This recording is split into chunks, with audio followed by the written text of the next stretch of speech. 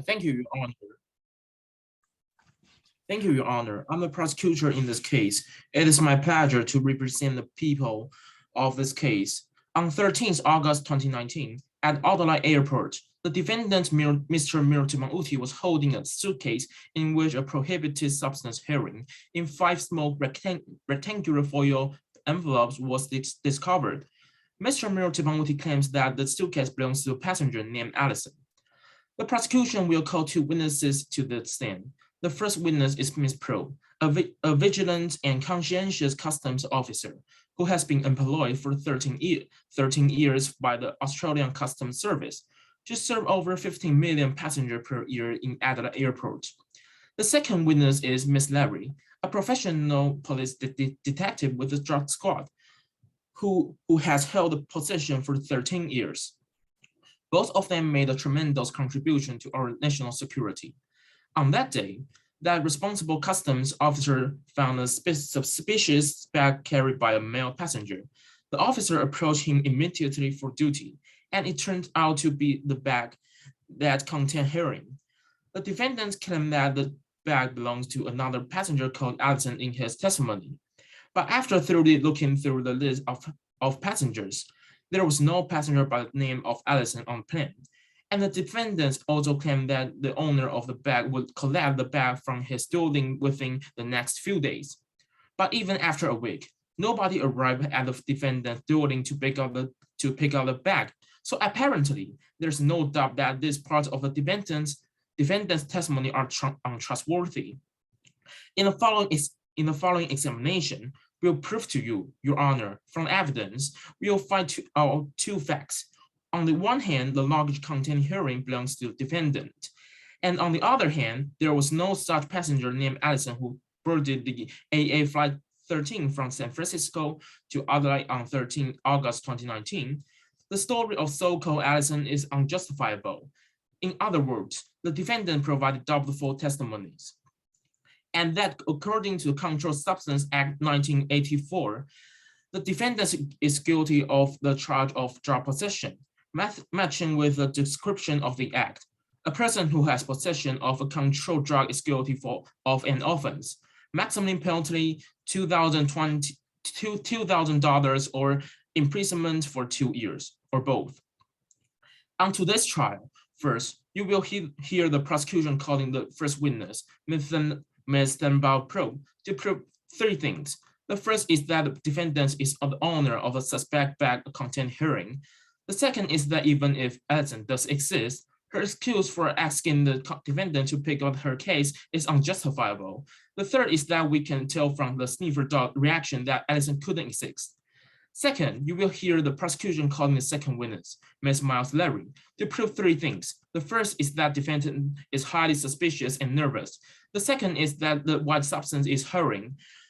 The third is that from testimony provided by the defendants, there was no one by the name of Allison.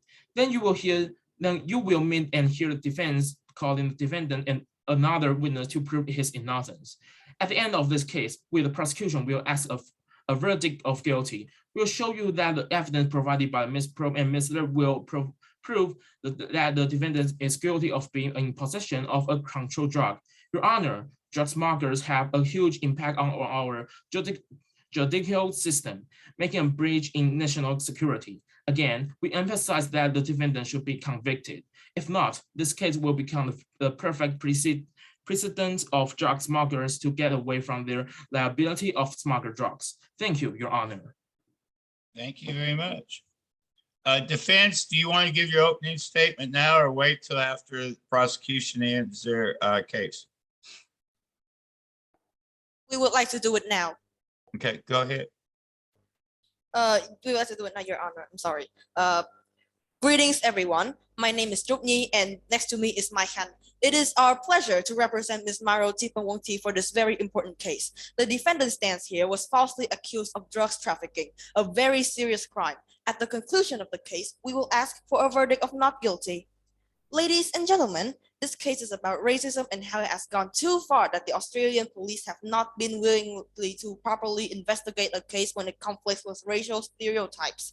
This case will demonstrate how it is the powers of these racial stereotypes that can determine whether a witness is treated as a victim or a perpetrator of a crime. As we all know, the prosecution goal is to prove beyond reasonable doubt and quickly look through the evidence to avoid immediately reveals that there are far too many holes in the evidence due to inadequate police work that was racially motivated. They were trying to make you seeing the case as the same way as they do. A case of if she looks guilty, then she must be guilty. No need to look at it yourself. No need to trouble yourself with a proper look at the evidence.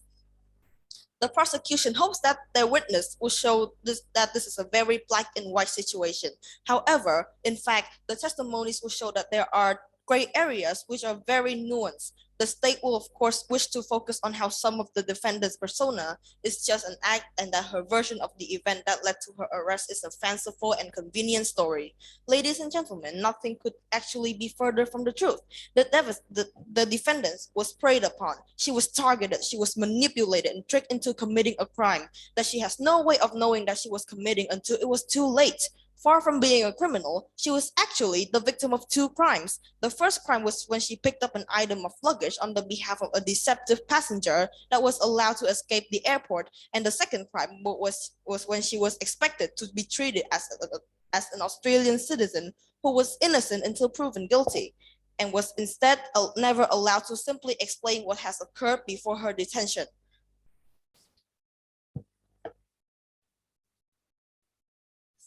Far from fitting any criminal profile, she was actually returning from a study trip which only top-tier students are given a chance to attend. However, she has one weakness, and that is kindness, and that is honesty. Her kindness and honesty has led her to help out a complete stranger in need who was crying in desperation. Furthermore, she is so honest that her closest family member will attest that she has never known to have to tell a lie. This kind of vulnerability is what the real criminal can sense and take advantage of. On board her flight home, she was drugged with alcohol, which she normally doesn't drink. She was overpowered by an older girl that knew how to control her. She was emotionally blackmailed into helping carry this out passenger luggage through customs. There was never at any point an awareness of criminal act taking place. Therefore, she is in no way willingly to contest to committing a crime that she has no way knowing was even taking place. This can be further reinforced by the fact that there is no physical evidence connecting my client to the luggage containing the narcotics. Ladies and gentlemen of the jury, my defense will call two witnesses to the stand. The first witness is Desiree Rashid. That will testify that my client is a person of honest and well-meaning character, but also a very naive and susceptibility to be easily taken advantage of and pressured into helping a complete stranger. To be more exact, easily manipulated. Furthermore, she will elaborate on her account of her disgraceful treatment by the police and how that will connect with a longer history of similar racist treatment of the past. Our second witness will be the defendant herself, Ms. Maro Tipawati, and she will testify in full detail of how she was befriended, inebriated, and manipulated on board of the airline by another passenger who luggage was actually belonged to. She was directed into the baggage before this other passenger promptly disappeared and she was left holding the luggage. At this point, the custom officer singled out her by the only Aboriginal on the flight and followed her to the custom queue before demanding a search. It was at this point, a state of exhausted, jet-lagged, slightly drunk and confused state, she reasonably slid into a panic as the reality of what's happening to her slowly started to dawn on her as they unwrapped a tiny bag of heroin, enough for only personal use and consumption. Therefore, there is a very clear lack of reasonable doubt that my client is guilty due to a lack of supporting evidence or full investigation. It is this for reason that the conclusion of the case would ask you to return a verdict of not guilty. The state has not met its burden proof, and we would ask for, thank you. Thank you very much. Okay, Crown, you may call your first witness. Thank you, Your Honor. I'd like to call our first witness, Ms. Thunbao Probe. First, when did this case happen? On August 13, 2019. Please state your full name and occupation. My name is Dilma Probe. I'm 38 years old and I'm a customs officer employed by the Australian Customs Service.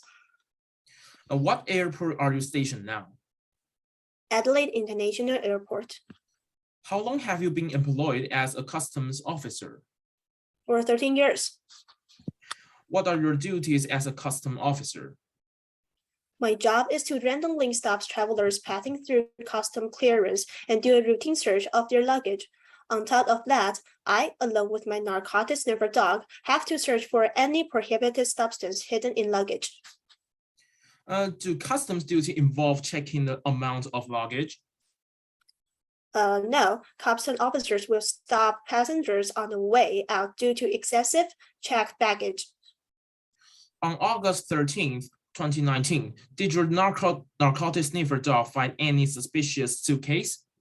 Yes, my narcotics sniffer dog showed immense interest in the suitcase at 2:30 p.m. That was right after the arrival of AA Flight 13 from San Francisco to Adelaide. Did the suitcase bear any name or address on it? No, but the bag wore an AA baggage tag indicating it was from AA 1313. Did you look further into recognizing the suspicious luggage? Yes, I ran a computer search. AA records indicated this bag was checked in by a Miss Desiree Duplessis. Was that suitcase taken by Miss Desiree Duplessis? No, but Myra Timothy picked it up. Did Fan identify Mr. Timothy as the owner of the bag? Yes, Fan gave an identifying signal when he passed. He didn't do so to other passengers who had passed. Fan could only identify the one who had the most intense smell connecting with the suspicious suitcase. What signal did Fan show when Mr. Timothy passed? Fan raised his head, cocked his leg, and began to shuffle forward. Fan had been trained to do so. Did you ask Mr. Timothy whether he was the owner of that suitcase? Yes, I did, but Myra Timothy denied. He told me that the suitcase belonged to Allison. How long have you been accompanied by your dog? I have been Fan's handler for 3 years. What is the accuracy of Fan in identifying objects? For the past 3 years, it has a 70% accuracy level in identifying objects with other passengers. Can you tell me more exact statistic about Fan's accuracy? Yes, there were 30 incidents in the past 3 years, which had 10, 11, and 9 incidents respectively in each year. Among all the accidents, there were 2 incidents related to Australian Indigenous people in each year. As for accuracy, Fan has identified correctly in 5, 7, and 9 incidents respectively in each year. After Fan identified Mr. Timothy, what did you say to him when you approached Mr. Timothy? Yes, I said, I would like to search your luggage, please. So did Mr. Timothy open his bag? He only opened one of them first, then I asked him to open the other one, which is the suspicious bag. He refused, saying he had no key. He insisted it belongs to Allison. Based on your observation on Mr. Timothy, was Mr. Timothy sober when he was talking to you? Yes, he was sober. He could answer my questions clearly. Mr. Timothy didn't open a suspect suitcase. Did you open it? Yes, I used a hammer to break the lock of the luggage, so it was open. So what did the bag contain? It contained the exotic underwear and the cosmetic case. Inside the cosmetic case contained 5 small rectangular foil envelopes with white substance in it. Have you worn gloves while you were checking the items in the bag? Yes. And what did the white substance taste like? It smelled sour and tastes bitter, which was like heroin. Why did you taste the substance instead of using a kit? Because we ran out of the kit. What was the white powder? I gave the foil packages to Detective Miles Larry. She had white powder analyzed in a police lab. The analysis found the white powder to be heroin. Did you find out who Allison is? No. Have you watched the security camera? Yes, I have watched a security camera, but there's no woman around priority. Was there any blind spots on the security camera? Not in the place when the defendant proceeds the 2 bags. Could you tell us what about the call from the Twilling nursing home? Yes, when Detective Larry and the defendant continued to speak, my phone suddenly rang. It was an emergency call from the Twilight Nursing Home where my mother is a guest. My mother is already 83 years old and she can barely walk. She had lived in a nursing home for 1 year and 3 months. The nurse who takes care of my mother called me because she told me that my mother caught a cold and was uncomfortable. She told me the situation and I asked her to bring my mom to the doctor first because I'm dealing with an urgent cases now. How many indigenous cases have you met in the last 3 years? I met 6 cases in the last 3 years. When was the last time you dealt with indigenous drug cases? The last time I dealt with Aboriginal drug cases was 3 months ago. And okay. Okay, if no further questions, let's go to cross-examination. Defense?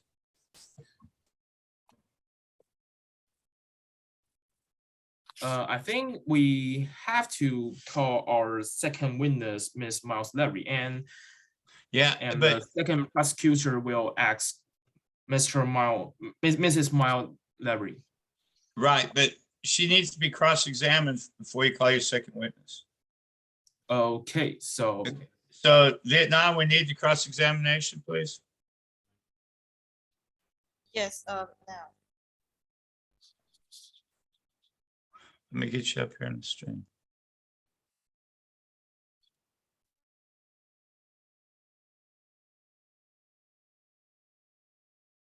So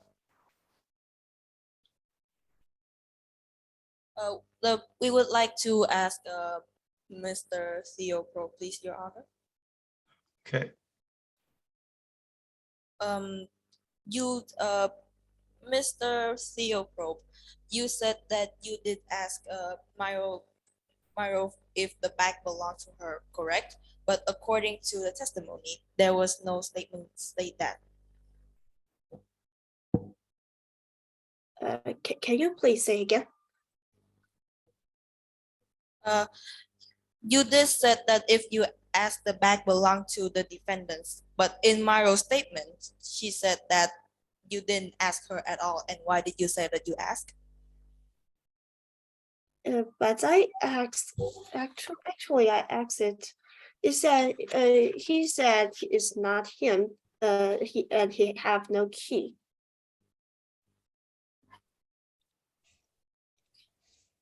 Okay. So Theo, how often do you stop white people on your duty? You said white people? How often do you stop white people on your duty? Oh, I won't do this. I just stop people, but I won't recognize if it's black, if it's white, or another people. Yes. We just yes, you can say. With the 30% failure rate, does the dog also sense the owner's intention?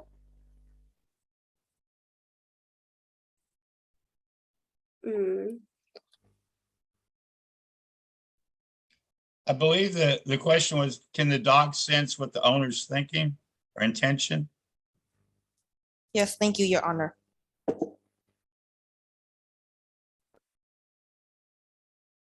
Officer Pro, can your dog sense the what the person's thinking? I can't understand your question. Sorry.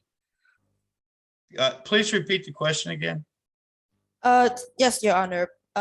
Miss Probe, my question was, with the 30% failure rate, does the dog also sense the owner's intention?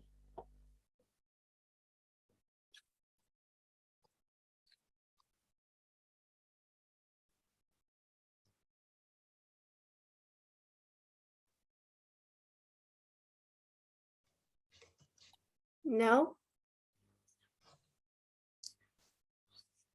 How do people normally react when you approach them with the narcotic sensing dog?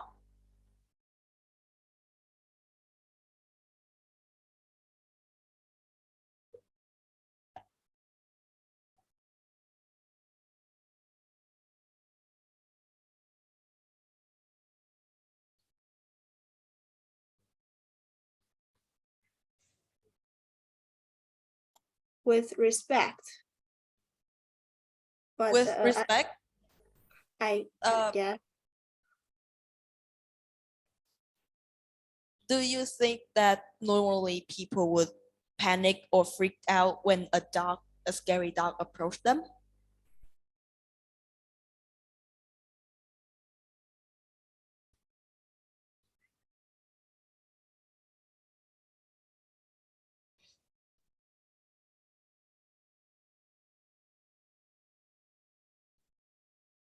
From my experience, only the guilty would. Thank you. So, how do you know when your dog has made a mistake?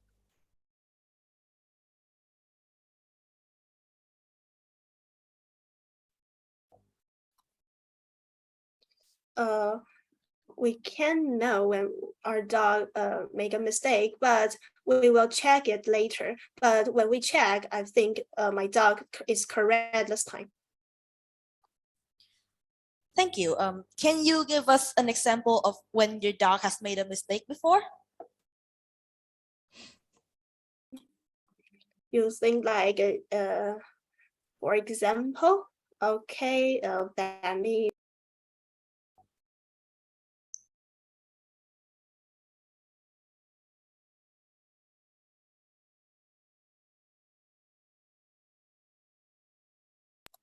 For example, one time he was hungry. He find a steak in a suitcase. So, but this thing is acceptable. So, may I go back to the problem with how people would react when the dog is approaching them? Do you think that it would provoke a level of panicking? Do you think that when a dog approaching them, it would provoke a level of anxiety and panic from passengers, even when they're innocent? Objection. Well, what's the objection? Hypothetical. Repeat? Sorry, They assume some facts. I think it's hypothetical. Oh, okay, hypothetical, but she's, what do you say, Vietnam? Why is this important? I'm sorry, I can't hear what he just said. Can Okay. you please repeat that, Your Honor? He said it was hypothetical. What would you say to a hypothetical question? Why are you asking this question at this point? Just explain that. It is not a hypothetical question. It is rather an opinion, a fact that people would react like they would be provoked with a level of anxiety and panic when approached with a scary dog. Okay, yeah, I think I'll overrule there and go ahead and continue your question, please. So you just said that before you did the search, you asked the defendant if the luggage belonged to them. So may I ask, when did you ask that? You mean exactly time or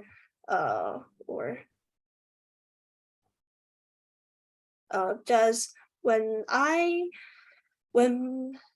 you said when did I ask him, right? Yes, I did. Oh, I asked him if he I approached him and I want to check the luggage, and then but she opened one of the bag, but not what I want. So I So then he didn't want to open another bag, so and he tell me it's not him. So Well, how many bags do you say that he had? 2. Okay. Was one his and the other one was the one in question? He said one is his and another one is Allison's.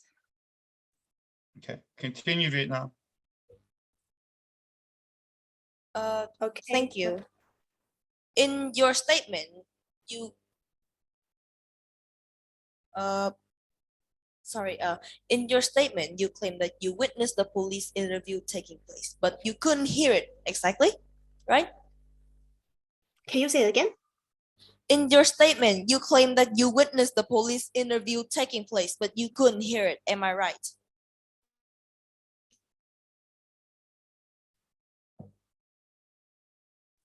Yes. Can you describe where and how did you? Can you describe where you were and how you could see it, please?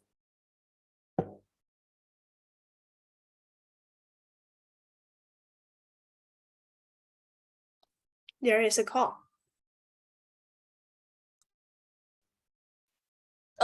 Did the interview seems normal to you?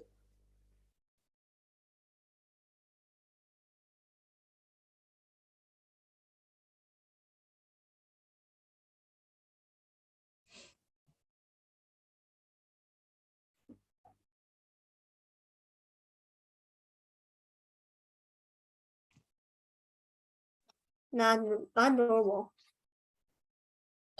Thank you. So you didn't see a tired and traumatized young man being aggressively interrogated to the point of tears instead of properly interviewed?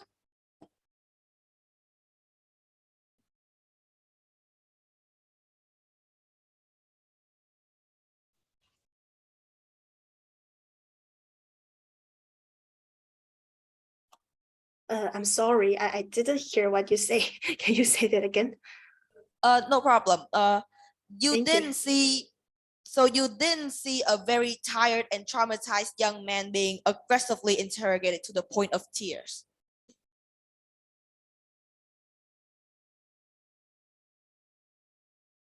No.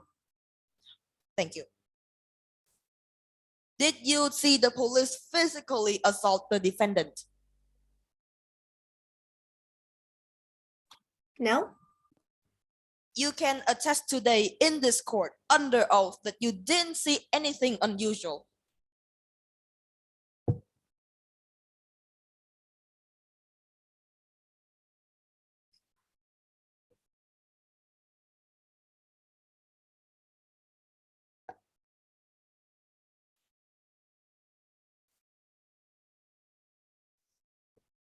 Could you answer the question, please, witness?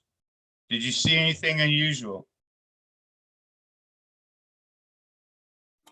One luggage with drug is not usual.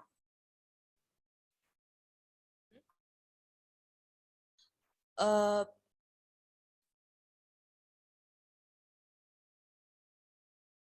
did you at any point believe that the defendant might have been telling the truth? Yes, I want to believe him. You did said that the interrogation didn't weirdly happen. And where are the recording of the interview room that can prove the defendant claimed that he was mistreated?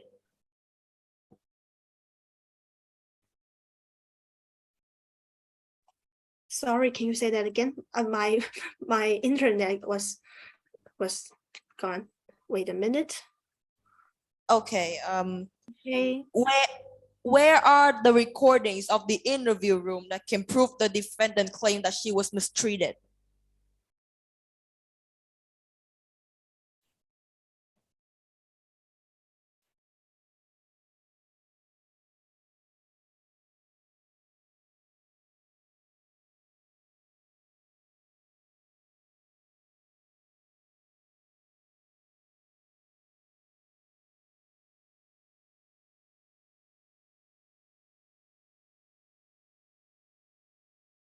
It's not my authority. Okay, thank you very much. Officer Probe, I have a quick question. Where were you exactly at when all this was taking place?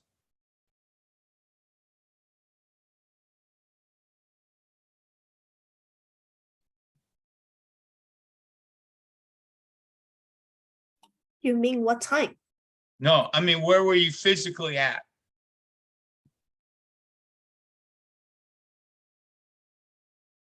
You are testifying that you saw things occurring. Were you in the room with when this was taking place?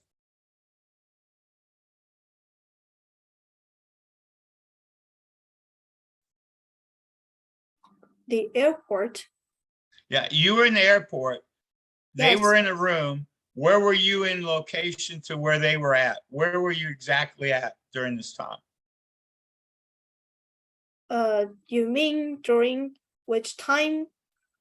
During the last 4 or 5 minutes of the cross-examination there, they were asking you Yes. specific questions that were taking place.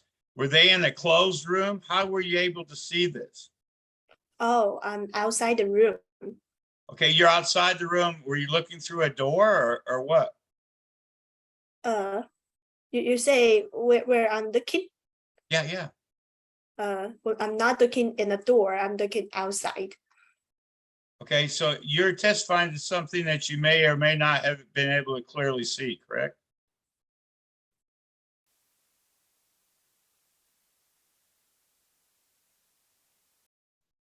Go ahead, Vietnam. Yes. Your Honor, oh, sorry. Did you examine of the,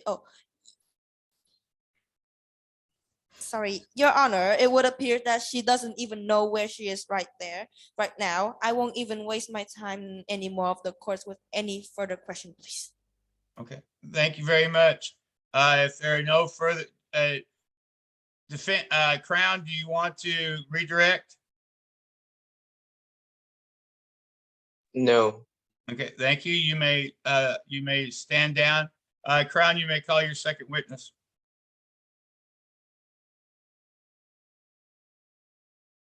Okay, thank you, Your Honor. I'd like to call our second witness, Mrs. Mouse Leary. Okay, can you hear me, Miss Leary? Yes. The judge, Your Honor, can you hear her? Yeah, I can hear you fine. I'm just trying to get everybody up. Okay, so Miss Leary, can you tell me who are you and what is your connection to the case? My name is Miles Larry. I have been an active member of the Australian Federal Police Force for 20 years. I'm currently a detective with a drug squad. I've held this position for the last 13 years, and I was here because the customs officer, Doma Pro, called me. Have you ever dealt with cases indigenous people or dependents? Yes, When was the last time you dealt with such cases? it was 2 years ago. Have you been charged with assault and battery in that case? No, Please tell us what you did first on 13 August 2019 when you arrived at Adelaide Airport. the car requested my presence. Upon my arrival there, I saw the defendant and Ms. Probe. First, I introduced myself to both of them, and Ms. Probe gave me a general idea of what just happened. Can you describe more about what happened between you and Delma Pro after you arrived? Doma Probe gave me 5 envelopes with white substance in it. What was the white powder discovered in the bag? I took the packages given to me by Ms. Probe and to the police laboratory for analysis. The analysis found that substance in the 5 bags turned out to be heroin. Before you took the samples to the lab, were you aware that Ms. Probe had opened one of the 5 envelopes and tasted the substance inside? I took the remaining 4 without contamination for testing, and the other package that might be polluted had also been destroyed by police laboratory in the due process, so there's no doubt to worry. How long will the result come out? About an hour. What did you do with the rest of the luggage? Since the defendant said that Allison would come to his house to pick it up, we just put it luggage at his house. Did anyone come to her house to pick the luggage up? As our police reported to me, the answer is no. How long did you surveillance? For a week. What did you say to the defendant at first? I Ask the defendant whether what Ms. Probe just said was true. How would you describe the defendant when you first saw him? The defendant seems very ancient in opinion. Sorry again. Very ancient. Okay, so why did you describe the defendant like that? He never looked straight in the eye, and I can see him playing and pressing his fingers instead of giving me details. All he said to me was vague information and kept claiming that he didn't do it and was only doing Allison a favor. I tried to ask further details about who this Allison may be, but he started to blink frequently, repeating questions I asked before answering them, and always using the most simple sentence structure. Based on my 13 years of working experience, I almost knew at the time that he wasn't being honest. The emotion of our defendant was also too exaggerating, which is also a sign of him not telling the truth. For the later investigation, did you find out who Addison is? No, I've watched a security camera, but there's no female around municipality. We looked for a passenger tag. There was no passenger named Allison, and we contacted San Francisco Customs.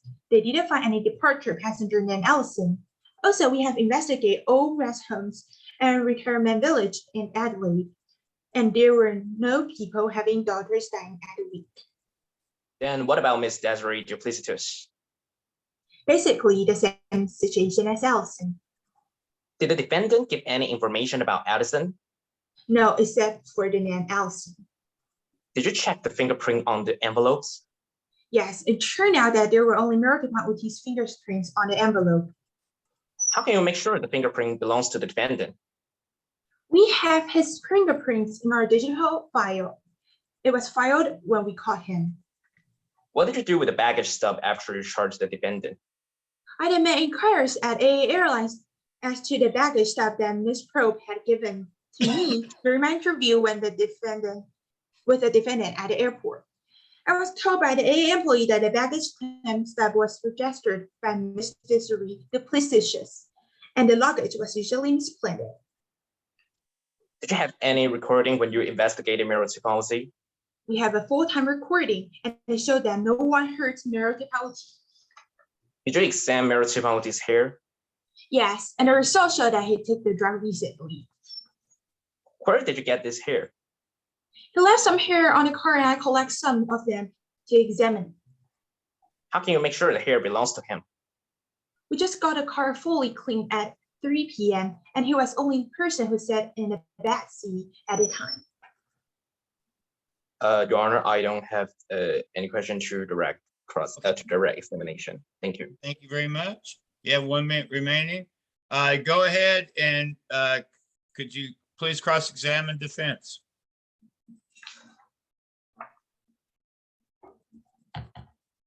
Hello. So, yes or no, Your Honor. So I'm gonna be asking you a few questions, okay? First one, can you tell me a little bit about your job? Like what kind of things you do on a daily basis? I am in the cabinet with the drug squad, and it is kind of like I will check whether if the customs officer called me, I will go to check whether there's a really drug or any cases. Yes. Okay. Do you have access to the process of drug examining when it comes to like a suspect? Do you have access to the process of drug examining when someone is suspected? No, but our doctor has. Okay.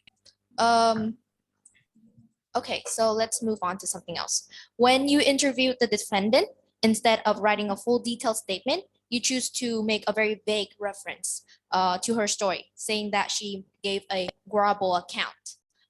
That is a very interesting choice of word. Why did you use that? What did I say? You said that her story was very vague and she gave a grable account. Yes. It's a normal test.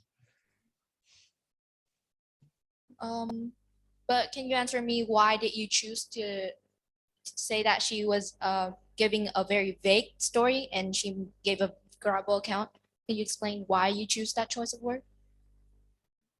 Because he act like that at that time. Okay. Can you explain to the court why didn't you seek to calm down the defendant, offer her some comfort before extract a careful and detailed statement?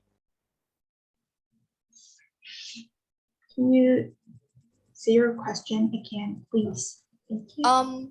At the time, our clients was very stressed. So why didn't you seek to comfort the defendant, offer her some comfort before extract a careful and detailed statement? Because that's our process. And I can tell that she's stressed at the time. Can you repeat that, please? I can tell that he is stressed at the time. And also I'm just doing my work and I'm going the right process that time. Yes. Is it true that you don't have the recording of the interview and also didn't have a detailed statement of our defendant? You mean at the time we are in the room? Yeah. I have a full-time recording that time. Do you have the recording? Yes. Do you have the detailed statement? What detailed statement did you want? The statement of what the interview was and what you guys were saying at the time, what the defendant told you, her story, and that kind of stuff.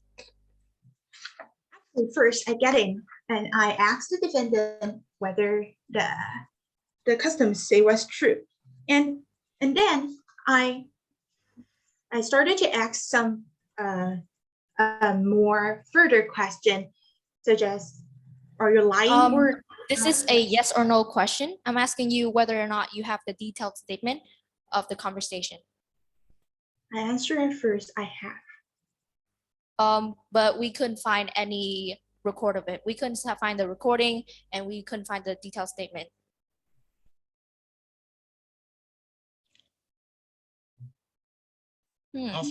Officer, who did you give this detailed statement to? Where is it located now?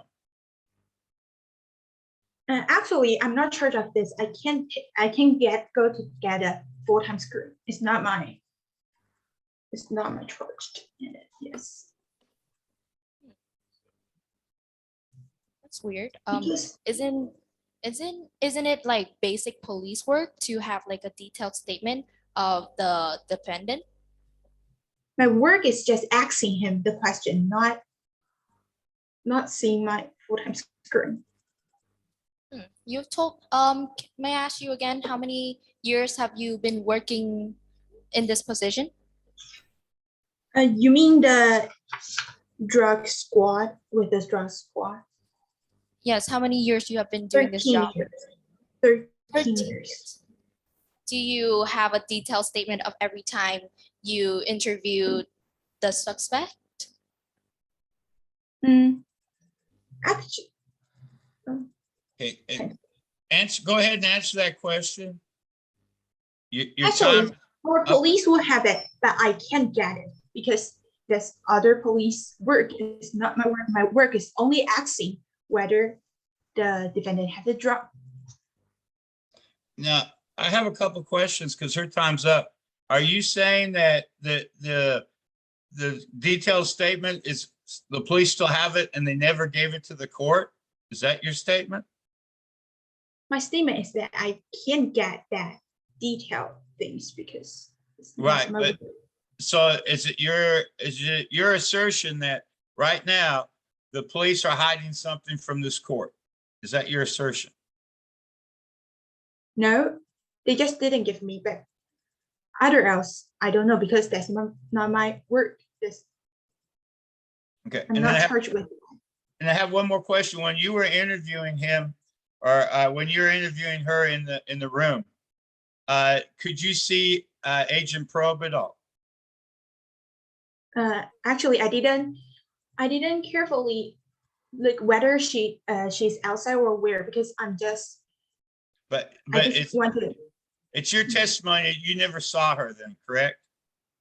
You don't know You where mean she is? here when I asked the defendant question, Yes. I didn't saw her. Maybe she's outside because the door is not it's not a glass or something. I can't Okay. see. Very good.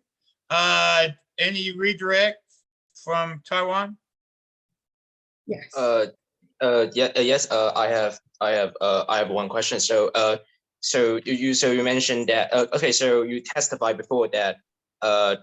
You have the fingerprint tested and also the DNA tested. So can you tell me who helped you to did this test? You mean the doctor in the Yes. where I give the drug. Oh, okay. Sure. Oh, so what is his name? Dr. Zipertrick. Yes. Okay. Thank you, Your Honor. I don't have any questions to redirect. Okay, thank you. Since time's up on the cross-examination, Your Go- Honor, I have a few more questions that are critical. May I have a few more time, Yeah. please? I'll ask, because time's up, I'll just let you ask one question, okay? Make sure you just ask the most critical one.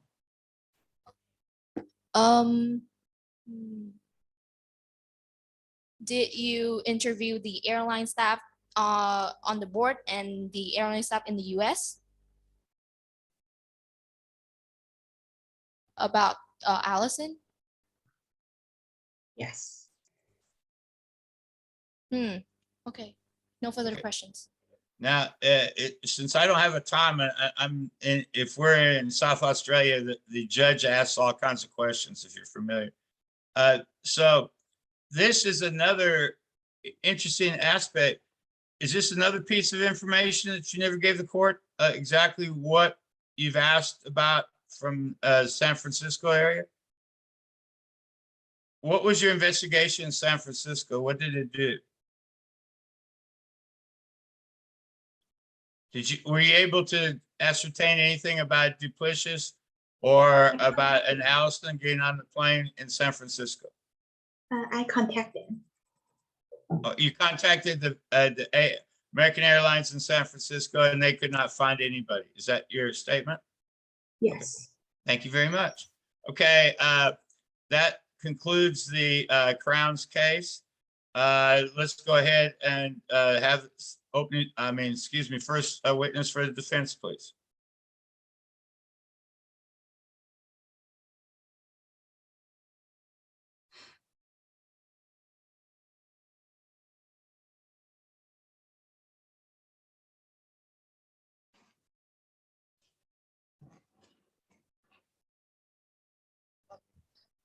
Your Honor, we would like to call upon our first witness, Ms. Desiree Rashid, and have some questions for her.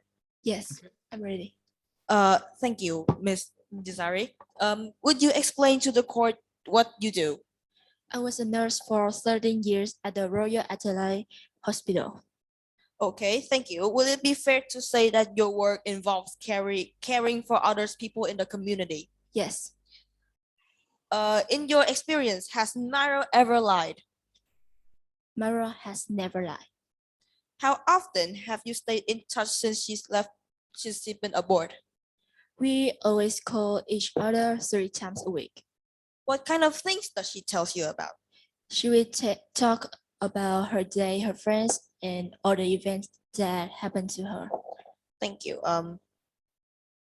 Now let's turn to the events following her arrest. Please describe the moment that Myra has arrived to your place and explain her arrest. She was very exhausted and she was tearing up badly at that moment. What was the story that Myra told you? She told me that she caught by the police because the suitcase that had drug in it, but that was belonged to the woman named Allison. And after she was charged, she was completely utterly and discharged. Also, I have found the bruise on her head too. Thank you. Is it true that you have never seen Myra using drugs or relate to any kind of prohibited substances? Yes, She always step away from the bad stuff. Have you ever thought about Mario doing this kind of illegal stuff? No, 7 years is enough time for me to know who she is and what she wants. Why did Mario choose to live with you? Because she wants to step away from the bad influence from her family and toward an honest, good life.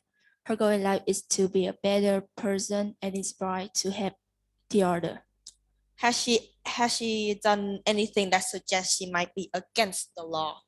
She spent most of her time in her career in art and color, so there's no way to do anything like that.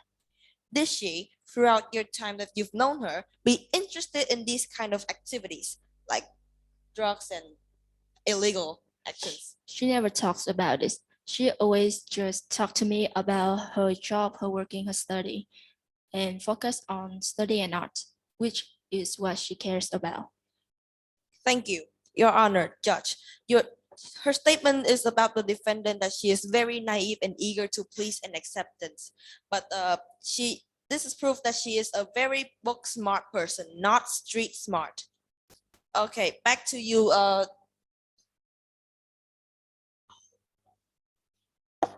We would like to end our direct examination for this rationale. Thank you, Your Honor. Yeah, okay. So that's the end of direct examination for Desiree. Let's go ahead and begin cross-examination for Desiree. Wait, thank you, Your Honor. Ms. Desiree Rashid, please state your full name and your occupation. My name is Desiree Ratchet, And your occupation? and I was a nurse. You're a nurse, okay. And what is Meritocracy's honor degree about? Or Can honor- you rephrase that? What is Meritocracy's honor thesis about? Do you know what is Meritocracy's major in his university? Do you know? What is his major at Adelaide? Yeah. Thank you, Honor. Objection irrelevant. Well, okay, I don't think you may want to do that because remember, that's how you went to San Francisco, and that would be a key part of your defense. So I don't think you want to say that's irrelevant. I'll try to be helpful here. Okay, yes, thank you, Your Honor. It's no problem. I was just saying, if I ruled for you, you just took out your case. Okay, can so you- I can. Yeah, go ahead and ask the question, please. So I can sustain my question. Yeah. Thank you, Your Honor. As I was saying just now, what is Meritocracy's honor degree about?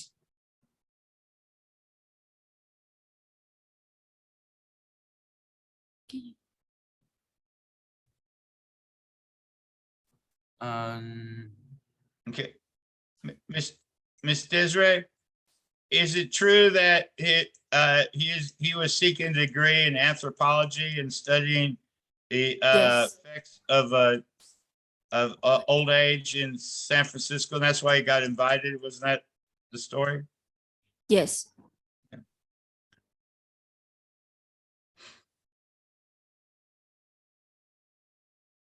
Taiwan?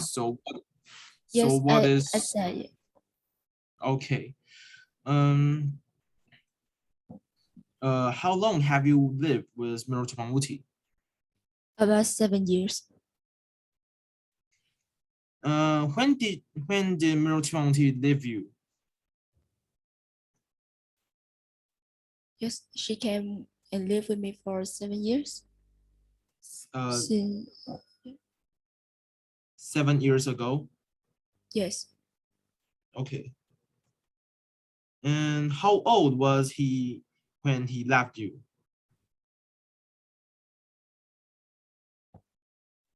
How old was he when he left you? Yeah. How old is she when she left you? Oh, So- how old was she when she left you? she had never left me until the day she came and lived with me. I mean, how old was she? Oh, I think he's asking how old is she now, or is she just left you recently? I mean, I guess it's been with the law here. But whoever her age is now, it would be where her age is when she left you, is what he's trying to get to. She came to live with me since the day she 13 years old. 13 years old. How often did you contact Mirotimang Uti while she was in San Francisco? I often contact with her 3 times a week. 3 times a week. And at what time of a day would you, at what time of a week would you usually contact him? Sometimes in weekend or the days that she didn't busy. Or she doesn't busy. Okay. Are you a hardworking person? Yes, What kind of person is Mirotimang Uti? she's a book smart, intelligent, kind, and truthful person. Also a Navy person too. Okay.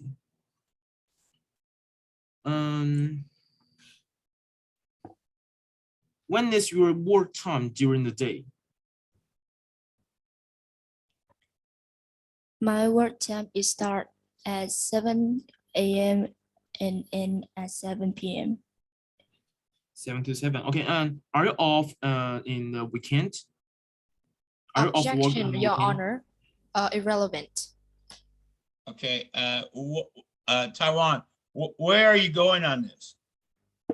I just want to make sure in her testimony she maintained connect with Mirotimang Uti.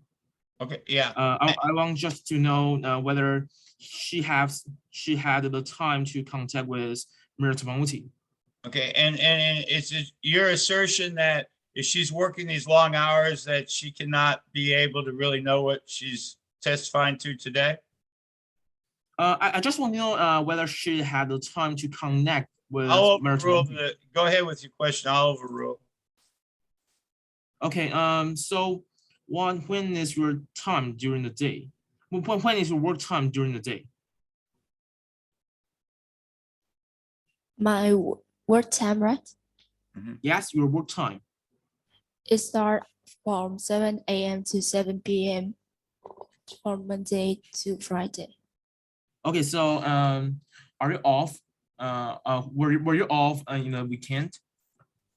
I believe Yes. these questions are asked and answered already, though. Let's go to the next question. You're using your time. Okay. Do you love him and always trust him? Do you love her and always trust her? I mean, Mirotimang Uti. Yes, Can you tell when she is lying to you, or have she ever lied to you? she had never lied to me like I said before in the direct questions. Okay, so did you notice that there are some wounds or some injury on Mirotimang Uti's face or body when she came to you and when she came to you? Did you notice that? Phrase the questions. Did you notice that there are some wounds or some injury on Mirotimang Uti's face or body when she came to you? When Yes. she visited to you? Okay. So you notice that there are some injury on Mirotimang Uti's face. Then why didn't you suggest him to do some medical examination to prove that our witness have hurt him, had hurt her? The injury is not on her face. I said before that there's a burst on her head. I mean, why didn't you suggest him to do some medical examination?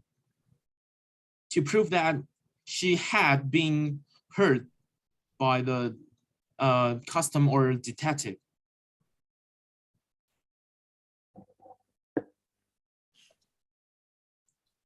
Objection, Your Honor. Yeah. Leading question. What? Leading question. Yeah, I understand that, but all cross-examination will be leading questions. So I'm still, I'm not, I have to overrule that one, but I'm kind of interested in something here. At what time are you really talking about here, sir? Prosecutor? Thank you, Your Honor. I mean, after Mertimonti was in charge, and she came to the Miss Russia's home or make some contact with Okay. her.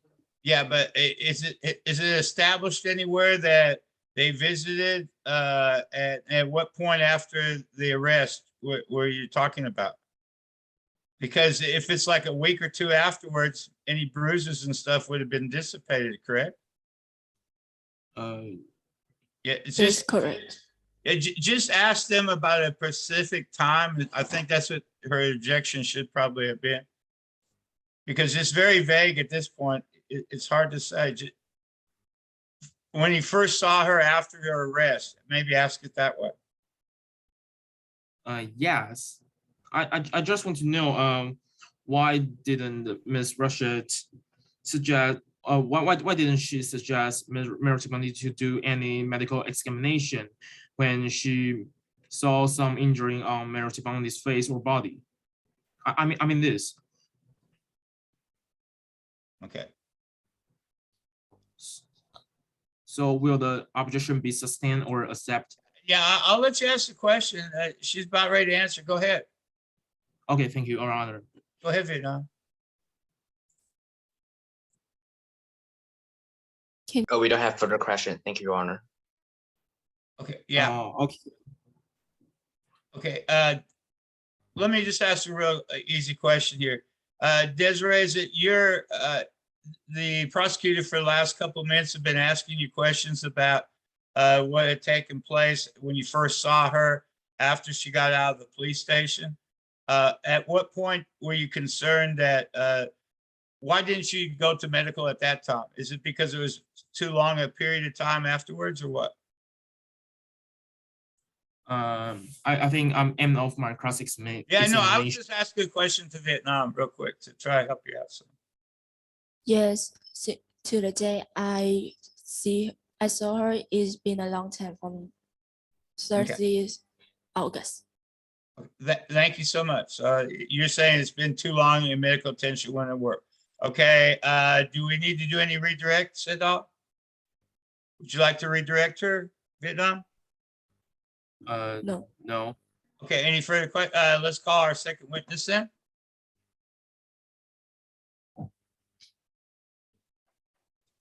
Your Honor, can you please repeat what you just said? We couldn't quite catch Oh, it. I'm sorry. If you could please call your second witness.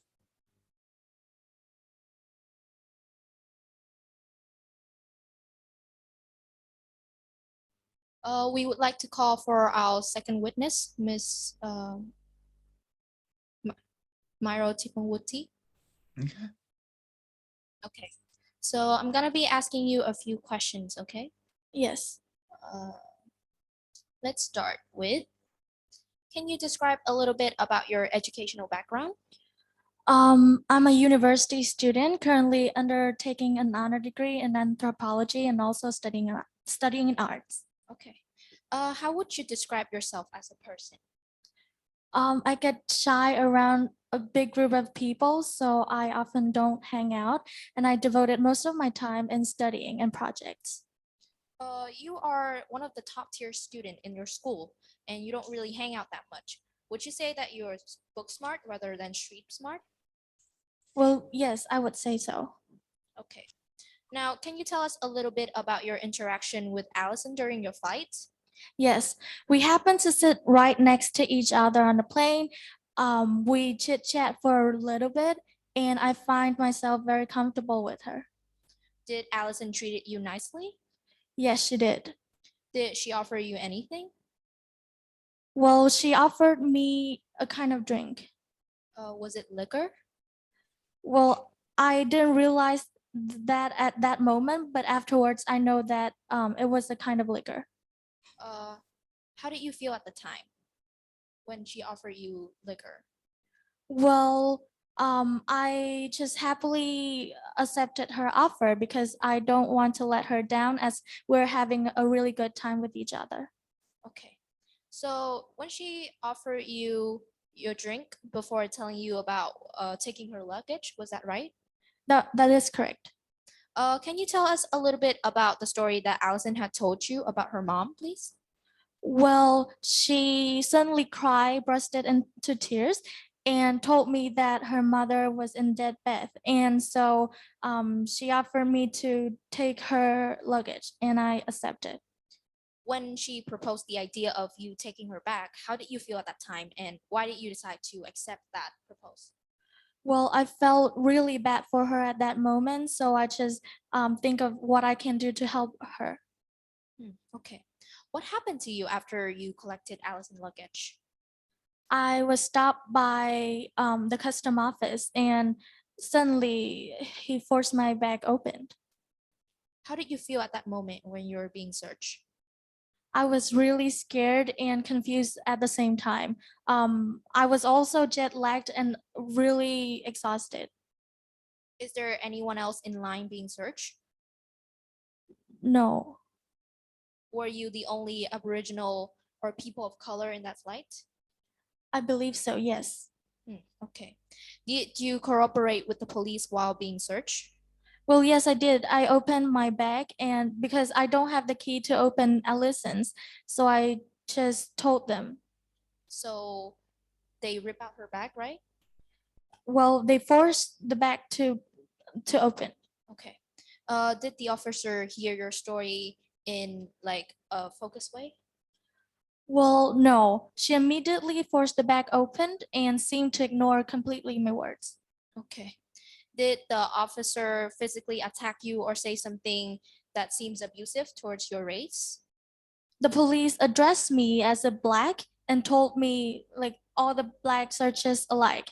So he did not believe me, and he also thumped my head against the table several times. Okay. Have you ever experienced racism in general? Well, yes, quite often in Australia. How bad is the racism in your hometown? I would say it is really bad as I experience the act of racism often. Oh, okay.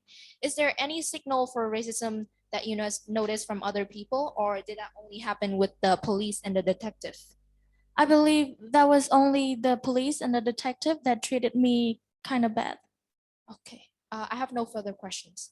Okay, very good. Go ahead and cross-examination, Taiwan, please. Okay, thank you, Your Honor. Ms. Tripalanti, I'm sorry for your experience. Okay, so do you know what the volume of the liquor you drank was?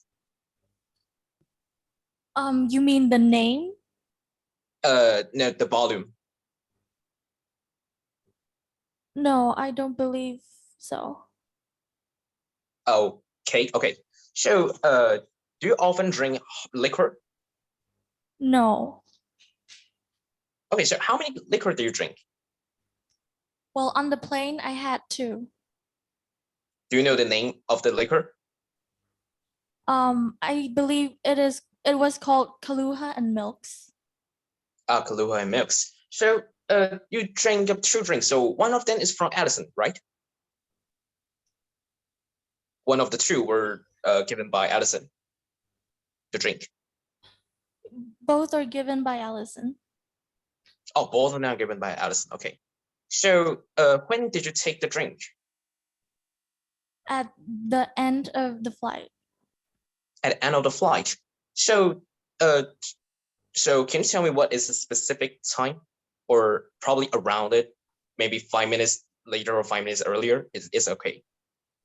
I Can you don't point it out? really check the time at that point. Do you know when to when would the airplane will arrive? Can you ask the question again, please? Do you know when would AA13, which is the flight that you attend, would arrive in your hometown? No. Oh, so you don't know. Have you checked the ticket before? Yes, but not for like the landing time. Oh, but not for a landing time. So why did you check it? Objection, Your Honor. Leading question. Okay, they're all going to be, again, all cross-examination questions are going to be leading. It may be more towards relevance or some other thing that you think about what you're going to say, because a lot of times people may not check, especially on an international flight that takes many, many hours. It's not unusual to run late. You know what I'm saying? Yes, yes. Okay, now let me ask you a question to help you out a little bit here. It was American Airlines stewardess or that came around that gave you the drinks, correct? That is correct. And they do that, and they won't give away. Eventually, when it starts the landing pattern, they don't do drinks anymore. So how long before, when she gave it to you, how long was it before you end up going to the landing pattern and they put up the drinks until you get on the seatbelts? I think that's his question. Thank you, Your Honor. I'm not really sure, but I think it was somehow like 20 minutes before the landing time. Okay, so it was 20 minutes before they started the descent, and it was the last time when they came by when you got your last drink, correct? Yes, I believe so. Go ahead, Taiwan. I think you got your answers. Thank you. So, do you know any personal information about Addison except for her name? No, I didn't ask for all of those stuffs. Not even a phone number? No. Okay, so can you tell us again why did Addison start to cry? Can you repeat the question, please? Oh, of course. Can you tell us again why did Addison start to cry? Oh, yes. Because she told me that her mother was in that bed, so she cried. Can you tell me that where exactly is her mother? Is it in rest home? Can you repeat the question again, please? Okay, so Yeah, yes. I think he asked, where was her mother at? Was she in the rest home? Like where is her mother? Is her mother in rest home somewhere in Adelaide? Yes. Okay, so can you tell me or tell us what did you say to Miss Larry while you first saw her? I believe I said that I have nothing to declare. Okay, you have nothing to declare. Do you say that do you say to Miss Larry that I don't know anything about drugs? Well, yes, I did. Okay, so why would you say that? Because it's a fact and I barely know anything about drugs. How do you know that that's a fact? It's my information. Oh, so you do know there is a drug in it? I mean, I said to the custom office that I don't know anything about drugs. Yes. Yes, and that's the information about me. It's true that I don't know anything about drugs. Why would you use the word drug instead of substance or prohibited thing? Because that's the only word I know. Okay. Can you tell us again that what is your degree? Objection, irrelevant question. Okay, I think he asked what was your degree. I don't think you want to say that was irrelevant again, because that's gives you the reason why he went to San Francisco. She actually mentioned that earlier in her direct testimony. So if you could just, it may be asked and answered. It'd be objection. I'm sorry, Your Honor. I think I said my objection quite a bit late. What I meant to object was the question about why did Myro use the word drugs instead of narcotics or prohibited substances. Oh, yeah, but the question's already been answered. So it's going to be hard to take that one back, but go ahead and explain why you asked the question the way you did, prosecute. Oh, so, for me, Yeah. because like we think that if she using the word drug, probably will implies that she know exactly that there is a drug, because like there is other word to choose. Why using the word drug? There is many things that is cannot be imported without declare. Okay. So Now, is it your assertion then? It was her assertion that she did not know what was in the suitcase. So by the use of the words drugs, is she knowing that, is she admitting that she already knew what was in the suitcase? Is that what your assertion is? yes, that's what my assertion. Okay. Well, Your Honor, I'm sorry, but I state that I don't know anything about drug after they found that the foil in Allison's bag. So you were speaking not of previous knowledge, but you're speaking of what happened after the suitcase was opened, correct? Yes, that is correct. Okay, I think that cleared up your objection. I think we'll continue that statement. It's just a timing issue. I appreciate both you guys clearing that up. So if we can move on, go to your next question, prosecutor. Okay, thank you, Your Honor. Ms. Timothy, do you know that importation of drugs of Australia is illegal? Well, yes. Okay, can you tell us what is your honor thesis? What is your topic about your honor thesis? Yeah. I was Go ahead. I was studying about anthropology and to be exactly the cultural. So I went to San Francisco to Your thesis. I mean your thesis. I'm not your activity. I mean your thesis topic. Yeah, weren't you talking about people in rest homes in San Francisco? Isn't that your thesis? Yeah, cultural is my thesis. Okay, thank you. So, did you tell Miss Leary that Allison's dying mother was in retirement village? Can you rephrase the question? Did you tell Miss Leary that Allison's dying mother is in retirement village somewhere in Adelaide? Well, yes, I did. Okay, thank you. So, when is the time that you weren't busy? Which is the time that you would talk to Miss Desiree Rashid?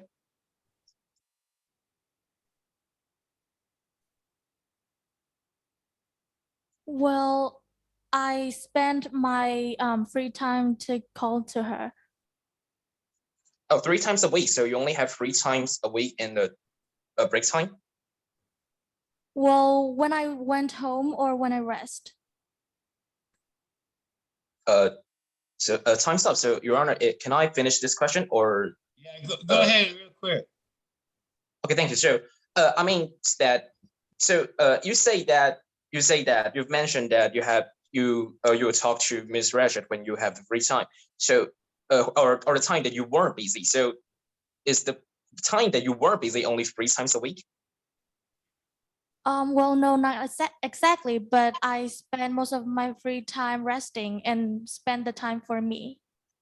Okay, now let me ask you a quick question. There is a considerable time difference between Australia and San Francisco, correct? Yes, that is correct. And it was the testimony of Miss Ratchet that she got off at 7 o'clock. So would it not be a little bit more on her availability, why you couldn't communicate more than 3 times a week may have to do with her scheduling? Well, can I ask if you can rephrase the question? Oh yeah, please? okay. So in other words, you might want to talk to your mother figure more, but because of her work schedule, you weren't only able to talk to her 3 times a week. Is that your testimony? Yes, that is correct. Okay. Since time is up, we will go to closing statements. The Crown will give their closing statement and then the defense. Crown, you may begin. Thank you, Your Honor. I am the prosecutor in this case, Prosecutor True to be specifically. 2 witnesses were called to testify as to the defendant's guilt. Based on each witness' testimony, we, the prosecution, have established the following facts beyond reasonable doubts. The first thing is that the suspect bag, which contained the prohibited substance heroin, belonged to Chipongzi. The narcotics sniffer dog Fun found out Chipongzi was the owner. And the second is that the defendant's testimony is untruthful and unreliable in several respects. As a prosecutor, I'll base my argument for the above 2 facts on the following evidence. The first one is for the narcotics sniffer dog Fun found out Chipongzi was the owner of the suspect bag. From Ms. Probe's testimony, that Fund though have the 70% of accuracy, but if we look clearly, then it has the nearly 100% accuracy in this year, and it is getting better each year. So 70% accuracy is actually a little bit lower for Fund, and also that the Fund is the only Fund find the suspect bag. Chipongzi has the suspect bag. And also, Fund find out only Chipongzi. So to be clear, if the 70% accuracy rate is the truth, then if there's a bunch of people, there's a lot of people waiting in the line. So the chances that will happen to such cases is that 0.3 times n equals to the number of the people there. It is a very low chances for an airport to having things like that. And also, if Addison do exist and the bag is really belongs to Addison, that will be the question. That how come Fund didn't also target Addison? And so, it also linked to my second thing, which is the Addison is the fabricated person. There's no truthful personal information, including her appearance, her phone number, was provided by Mr. Chipongzi except for the name Addison. Yet this name wasn't on the passenger list, nor on the name tag of the luggage. And also, by Miss Leary said that she has contact that all the that to San Francisco and also to the airline that there's no people named Addison departure, and also that she also have text that all the retirement village and all the rest home in the outlet that there is no people who have a daughter was dying at that week. So all in all, based on if we look deeper into Meryl's Chipongzi's testimony, we'll find out that it doesn't even match to our evidence at all. Therefore, it is clear that there is no reliable evidence to believe the existence of Addison. What we can prove to you is that the defendant has a motive to fabricate the existence of Addison because he doesn't want to be held accountable for his illegal action of possessing heroin. He knows that possessing heroin into the Australia is illegal. However, according to Ms. Desiree Rash's testimony, she is a very kind person. We think that we asserted that the reason why the Mirror came up with this story is because she wants to hide that all the things that she done, or she's plot. But according to but we want to state it that Addison, the existence of Addison, the whole story is affirmative defense to the defense. So the defense needs to take some burden of proof for these cases. And to me, and to our prosecution's opinion, they didn't even provide any information except for the name Addison, and we did our best. Also, according to our witness, Ms. Leary, that she has tested that the file of the 5 foil packages, the fingerprint on it, and turned out there's only Meryl Chipongzi's fingerprint, which is made this thing more clearer to be nonsense if we believing in Meryl Chipongzi. And also, she collected the hair that dropped from the Meryl Chipongzi, and turns out that she has been taking drugs recently. So we can assert that she having addictive drug during the time that she was studying or working on her thesis in San Francisco. We have the evidence to say that, and we believed in that is beyond all reasonable doubt. And therefore, the prosecution, so based on that, the prosecution doesn't view the testimony by Meryl Chipongzi as reliable. And based into the crime that we wanted to convict to the defendant, we already proven that the drug was taken into Australia. The drug is illegally taken into Australia, and the bag, though the Meryl Chipongzi stated that she didn't have a key but it is proved by our witness, Miss Pro, that the lock can easily be unlocked simply just by hammer. It is easily to being bought by any single place in Australia. So we didn't think that this thing is a hard question for municipality or for anyone that who really wants to import the drug into the Australia. And also, municipality do possess the luggage, do take the luggage during the time that she waiting for clearance. And last thing is about the intention. We believe that this intention is being proved because it's being proved, and we provided some theory is that she was addicted with drug. She needs that money, so she take the risk to import the drug from San Francisco to Australia. Yet she didn't want to let her dear Miss Desiree Rasher know that she has taken part in it. So she make up a whole lie. And it is very clear because like the Kahlua, based on our research, Kahlua has the 36 volume for a drink. And it is a little bit high, slightly high volume for people that doesn't drink liquor as usual. And she drank 2. For us, it is hard to believe that the people who drink 2 hard liquor doesn't feel any dizzy.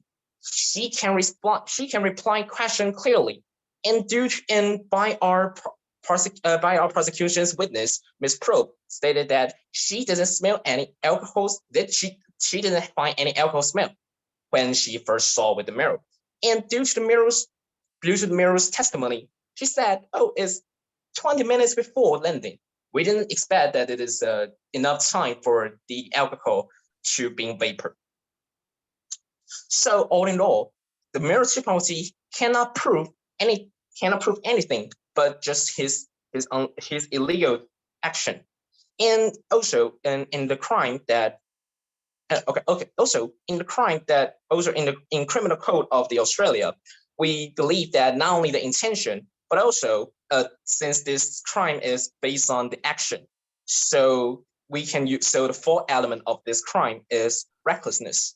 And the recklessness can be proven by intention, recklessness, and knowledge.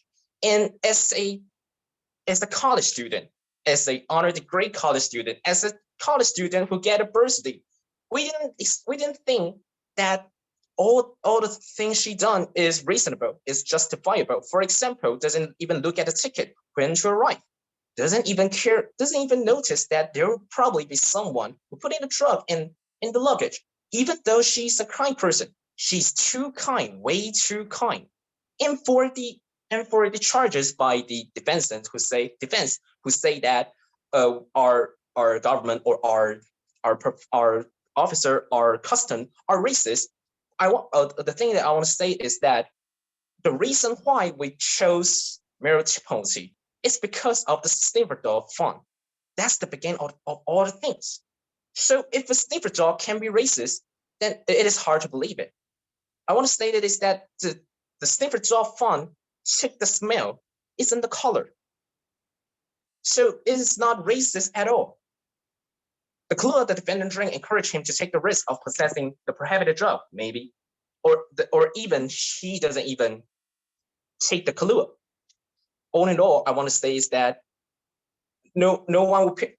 All I want to say is that municipality is definitely convicted with such crimes, which is imported the prohibited substance, which is heroin in this cases, into Australia.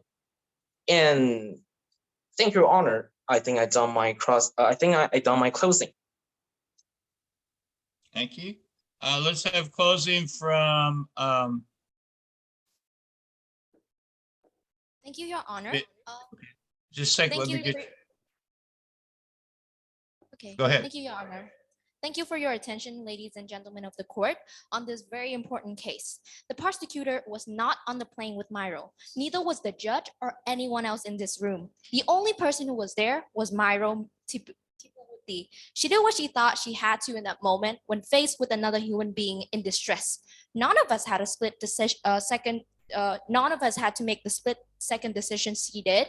She chose to help without the thoughts of consequences, because that is just the kind of decent and selfless person she is. People may have had to make split-second decision in their life, but it is rare. That is, in this case, one is dealing with somebody with such malevolent intent. Clearly, in hindsight, Myro could have or should have handled the matter differently. But hindsight isn't the measure we use when judging a defendant's actions. Rather, we analyze what had happened from the perspective of how things look at the time to my clients. My clients was not an experienced traveler, neither was a socially outgoing person who had an awareness of the criminal world in any shape or form. Rather, she was more of a sheltered, bookish introvert that spends most of her time studying. During the flight, she was befriended by a con actress who plead her with drinks, which softened my client's judgment before she represent herself as an outward appearance of such emotional distress that most people would fawn to impossible to turn down. She may have been naive and reckless, of course, but she didn't knowingly consent to participating in a crime. It would be more accurate to say that she had fallen into a trap. My client had no burden of proof. The state has to prove that she intended to carry out drug trafficking beyond reasonable doubt. But as we have seen, they've simply been unable to do so. My clients face a serious offense. She is charged with drug trafficking. 10 years of her life is on the line. You would have thought that the police would have done more thorough job in the investigation, if only to secure the conviction. You would think that my client would be entitled to a fair investigation before people would pass judgment on her. Well, this is where the color of her skin has a particular relevance. We can see from the custom agent cross questioning is that it is extremely likely that he paid particular attention to my client because she was the only Aboriginal on the plane. And it never occurred to him to simply ask the defendant the question whether or not that it is her bag before start searching it. And also, we can see from the custom agent we can also see from the police work. We can also see from the police work is that we're faced with a huge list of things that mysteriously never took place, which is the police never recorded the interview. But when I asked the witness, the police detective, she said that she did, but we couldn't find any evidence of it. So we could say that it is a lie. Also, the police should have calmed down the defendant and relaxed her to gain sufficient statement, which they did not. They choose to treat her aggressively and yell at her while she attempted to recount her memories. Also, the police should have taken a full statement, complete with a complete witness statement, especially in recalling the defendant version of the events. They did not, in fact, do that. The police also said that it was not part of their job, even though she had been in this position for more than 13 years. So we could say that this is a lack. This is proof of laziness and also unprofessional.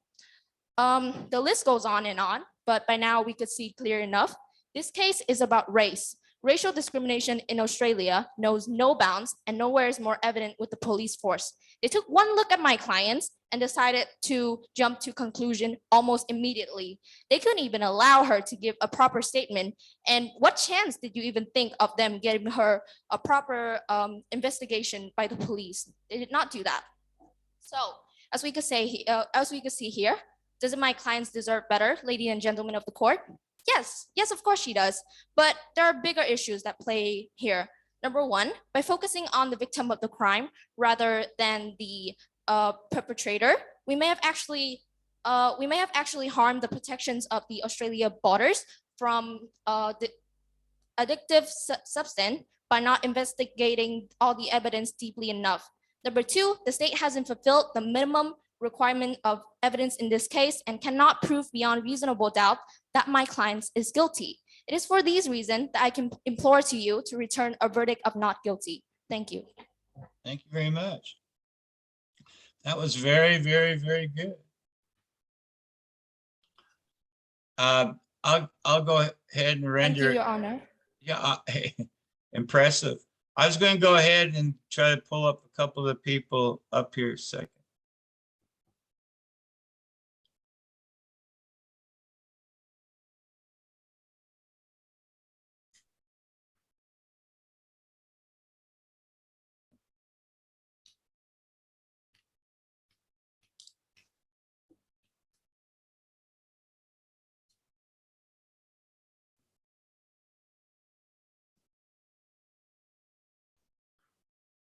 Oops.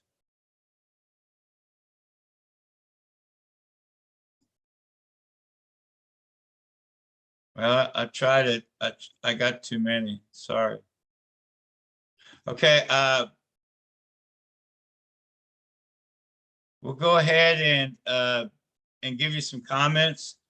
Overall, I thought it was very impressive. This is pretty.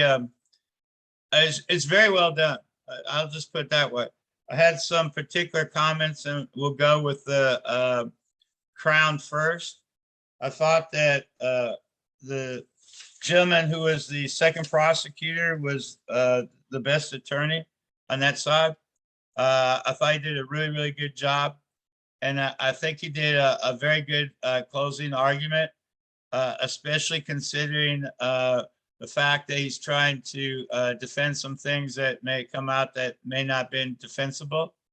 So I thought that was really very, very good job. Excellent, excellent work there.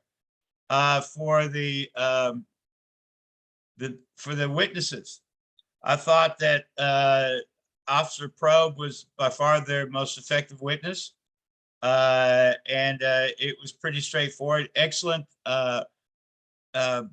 was very excellent direct questioning, and didn't get tripped up too much in the cross-examination. I thought you did a really good job. Officer Leary, I thought you did a really good direct job. Cross-examination, I think they got you on a couple things, so be real careful about that in the future, especially admitting to when they bring out in the testimony, I mean, in the closing statement, it'll make you sound that you didn't really know what you're talking about or that, but I thought that was very good. Okay. For Vietnam,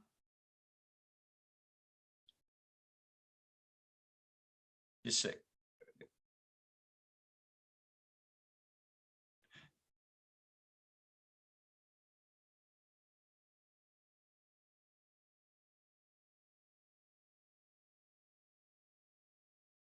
Yeah, for Vietnam, totally, really, that was very impressive. A couple things, suggestions I would say that would make it a little easier maybe. First of all, the opening and closing statements were very, very good. I think if you just went from your opening statement to your closing statement, you pretty much led what you said you were going to do. You went ahead and did all what you said you're going to do, and then you concluded by telling me what you did. You couldn't ask for better. I thought that was really good.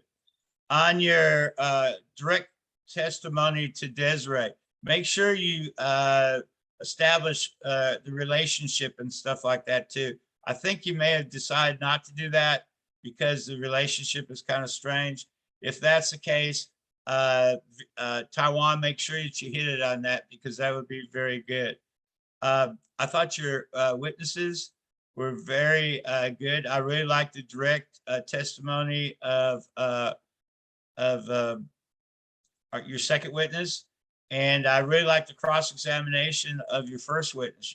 The cross-examination, that's a very easy character to lose because she really doesn't have a whole lot of direct information. And I thought that was absolutely excellent. I thought you guys did a really, really good job of holding on that. So overall, very, very good. Very impressed with your coaching. Your English was very, very sharp, very easy to understand. I think your logical questions were absolutely excellent. Very just, I hope that you guys do very, very well. This is a very impressive deal. Now, in the testimony part, let me try to say, I'll give my verdict. Point wise, because the points are going to be important. I won't disclose the points, but I'll just give you what I would do on the verdict part. Okay, so realizing that points are different than that as you go along, points are going to be very important. But on the verdict, if you go back and look, if we go back to our opening statements and our closing statements and see what you have proved, I'm pretty much assured that anybody watching this, and we'll post this after we get done with all three of them, everyone would see that the defense would have won this, would have won the verdict today. I think the defense pretty much showed that they didn't have the information, the Crown did not have the information to get the importation charge. I would also encourage the defense to make sure that you use some case law in there, especially in your closing and opening statements. And remember the case law case where it goes back in Australia that says that if you didn't have intention, if you had no knowledge, then they couldn't hold that against you. That's going to be a very strong in your deal there. But again, I would rule for the, in this case, the defense. I thought that the prosecution had an excellent closing statement. I think they had some difficulties, especially with the second speaker in trying to prove some of their points. Remember, the second witness is probably their strongest witness. Also, for Vietnam, bring up the point where much of the testimony from probe was actually not witnessed, so it would be hearsay. So that would be your probably some of that stuff would be hearsay if you couldn't directly see it. I don't know how you could approach that. Very good job. I can't wait to see the other ones as you go along the next couple of days. And it was very impressive to wake up so early in the morning to see such bright and shining students. I wish I had people like that. I have some really good students, but I don't have anybody like you guys. I was totally impressed. Very good job for the coaches. And Tony, I think you did an excellent job with your students. Shout out to you. And I don't know the other coach as well as I know Tony, but did a very good job. Overall, it'd be close on points, but I think for verdict, it's pretty much a slam dunk for the defense. Okay. If there are no further questions, we will see you. I guess we're doing it again Wednesday. I don't know who's against who, but we'll see it Wednesday and we'll see it Friday. Isn't that right, Tony?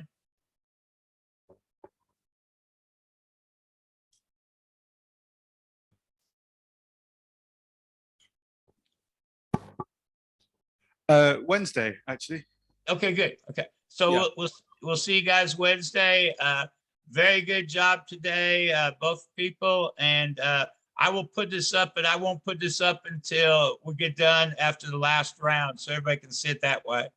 Because I don't want anybody to have an opportunity to see something and they could go against it. Does that make some sense? Yes, it does. Okay.